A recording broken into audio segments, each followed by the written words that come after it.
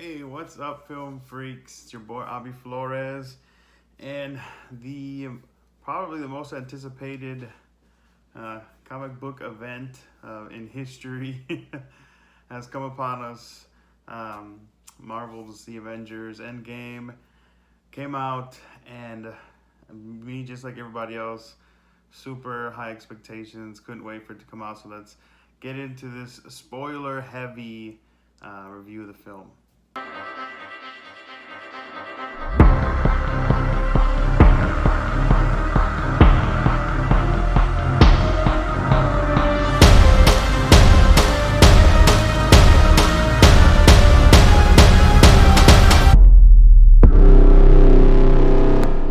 All right, so Avengers Endgame. I got my Marvel gear on.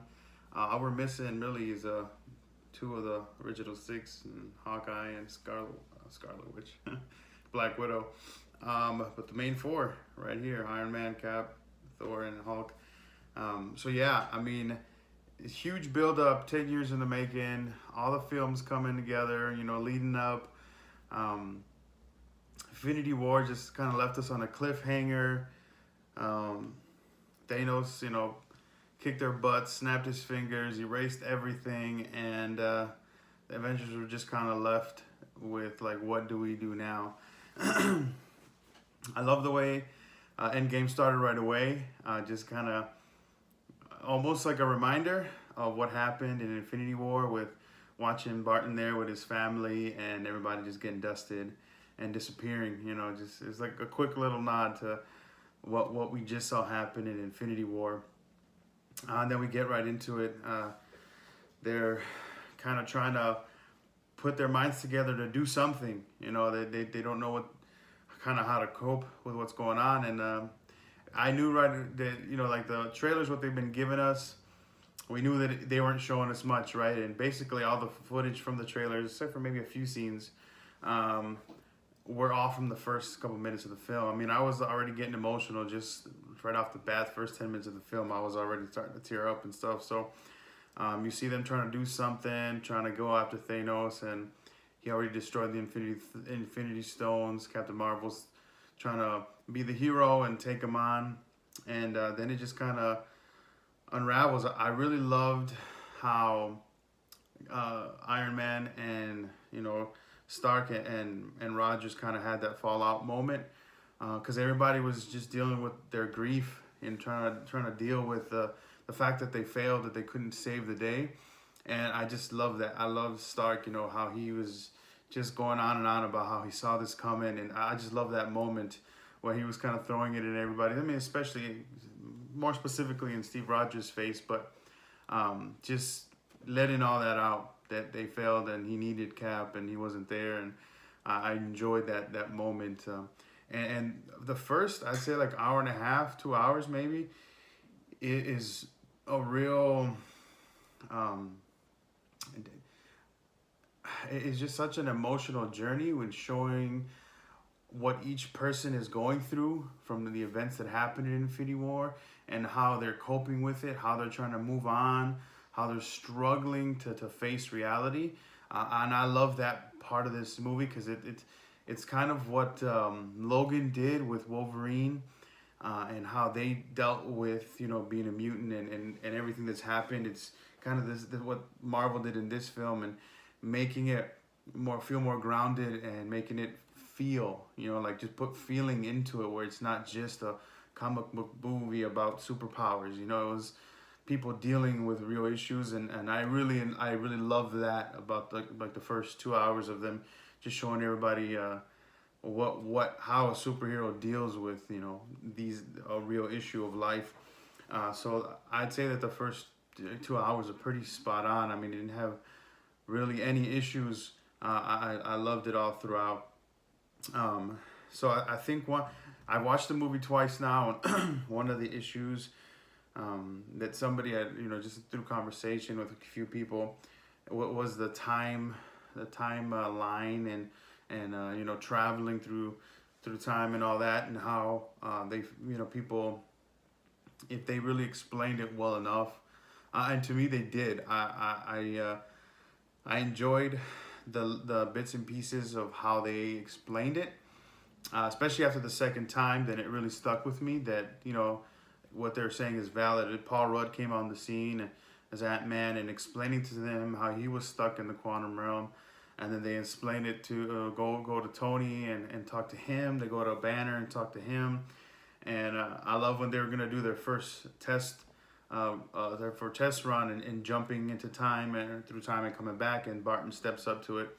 And their little banter right there. And Paul Rudd saying that, so Back to the Future is a bunch of BS. All the little things that they were saying back and forth with especially Nebula and Banner trying to explain to them you can't just go to the past, kill Thanos, and everything's fixed.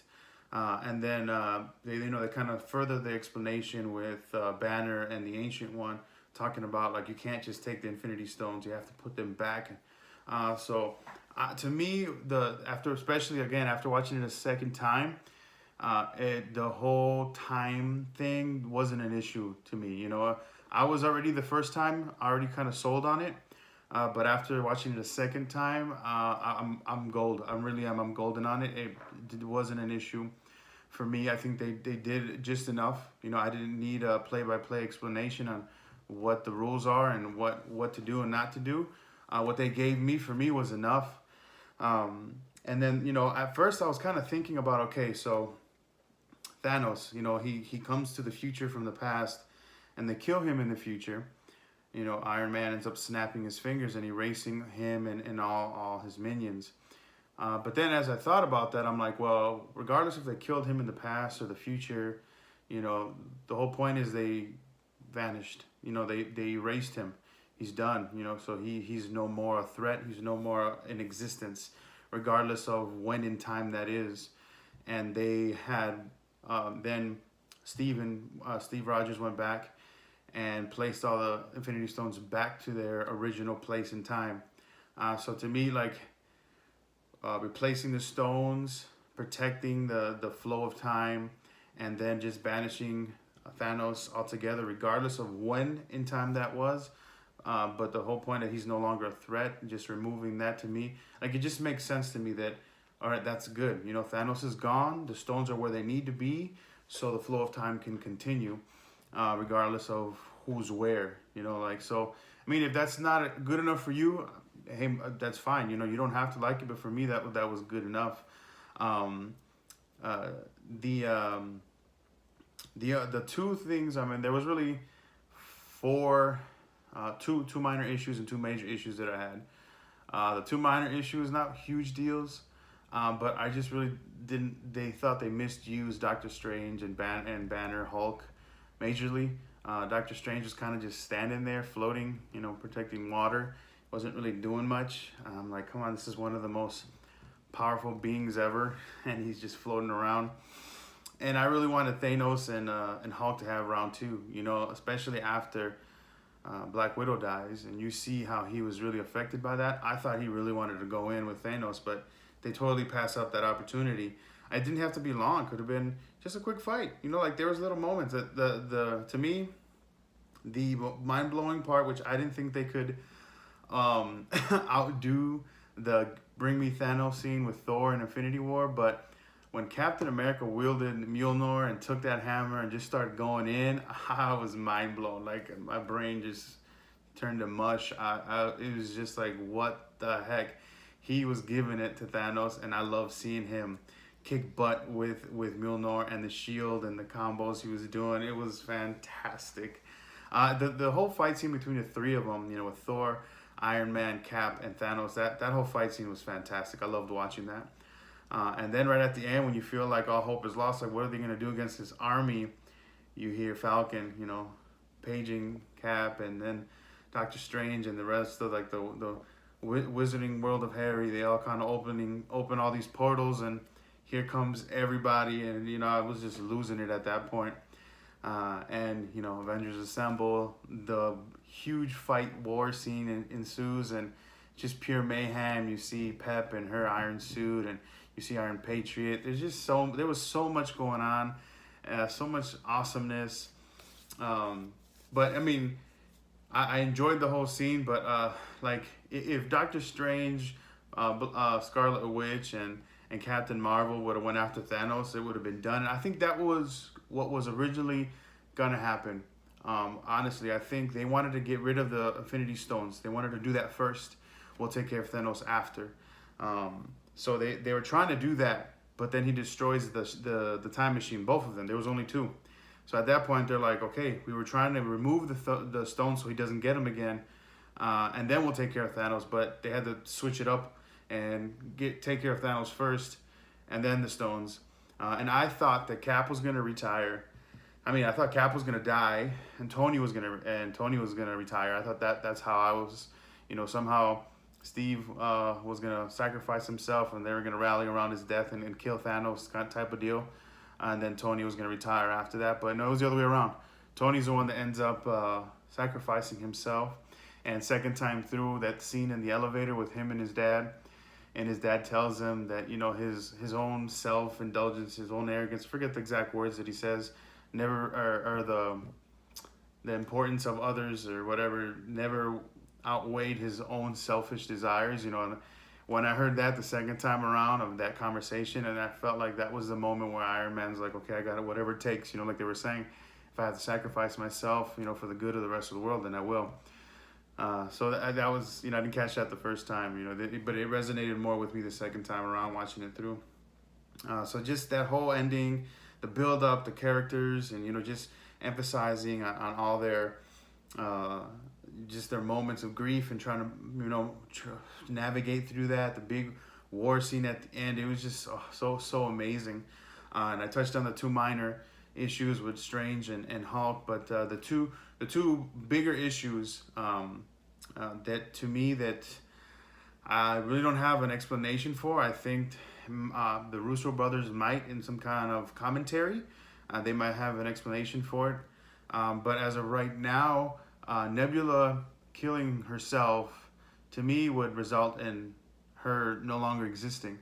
And I don't think that that's a big thing, because it's not like Nebula had a huge role in it at the end, So if she kills herself and she vanishes out of existence, doesn't really do anything for the movie, right? Which to me is like they should have just done that. She kills herself, she saves Gamora, Gamora can move on, and then, Nebula just vanishes because she kills herself. So to me, the fact that she continued on, I was like, I don't know if that really works that way. I don't know what the explanation for that is, but I feel like Nebula should have just vanished from existence. And then at the end, with Cap going back in time and living his life, but if he goes back to the 30s or 40s, there's already a Captain in that time. So what happens to that Cap? Because the Cap from the future goes back in time to relive his life with Miss Carter, and they live their life, but then there's going to be two Caps in existence. So don't really know what the explanation behind that is either. That's another big mistake that I saw. But again, it doesn't really take away from the film itself. They were, regardless of that, they're still able to pull through with their plan and get rid of Thanos, protect the Infinity Stones, and reset the whole time to everything. So those to me were the big mistakes with Nebula and Cap. The minor things of how I felt with the misuse of Doctor Strange and Hulk, I wish they would have involved them more. And I guess another, if you want to say a third one, with these powerful characters that they have, they really could have took him out easily. But I get the whole flow of the story with them wanting, Hulk snaps his fingers, brings everybody back. They didn't know that Thanos was there, that was the fake Nebula. Then they're there, and their mission was, we got to get rid of the stones. Let's get them out of here, then we'll take care of Thanos. But again, he destroys the time machine, so then they have to revert to, okay, we got to take care of Thanos first, and then put back the stones. So I get the flow of all that, and none of that really bugs me. Even the bigger issues with Nebula and Cap, that doesn't really bug me, because I don't feel like it would have deterred the story at all. So, and then again, the whole explanation of the timeline of them going back in time and killing Thanos in the future and then putting back the stones, what they gave me was enough for me to say, hey, that makes sense. I'm good with it, and I'm gonna run with it. it's still not it's not a perfect film. I mean, it's just a monumental culmination of all these characters and this what they've done in the last 10 years. It's such a special thing going on. But it did have its notable flaws. Again, nothing that took away from the story for me or that deterred everything that they were building and moving forward with. So yeah, I've thoroughly enjoyed Endgame. It really is just one long film, Infinity War and Endgame. It really is. But I did enjoy Infinity War more, just because I love Thanos just coming in and having his way with the team, and just kind of leaving them in shambles. Like The Dark Knight is still my favorite comic book movie ever because of the Joker, and I feel like that's why I love Infinity War more, because of Thanos and what he does to the Avengers. But as far as Marvel goes, Endgame would probably be my fifth movie of all favorite of all of them of all time.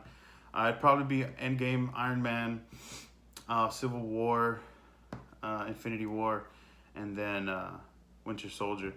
My 5 favorite films of Marvel so far. So I've enjoyed this journey. I am not a Marvel fanboy. I'm not a DC fanboy. I mean, I'm just a fanboy in general. Like, I love comic book lore and just nerding out with characters and heroes and villains.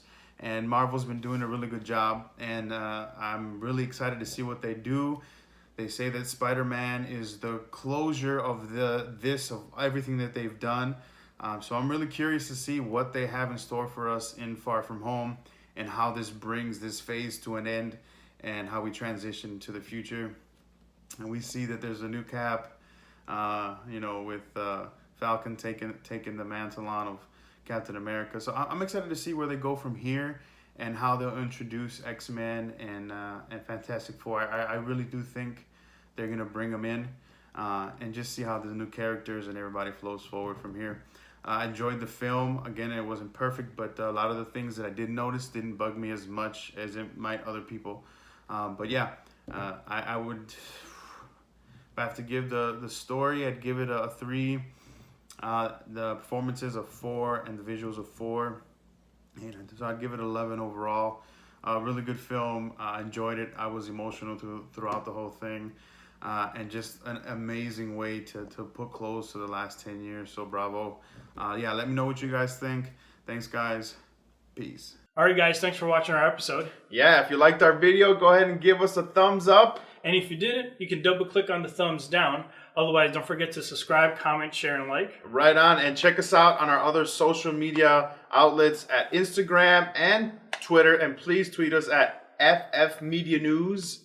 Or you can engage with us through our email at ffmedianews@gmail.com. All right. Thanks, guys.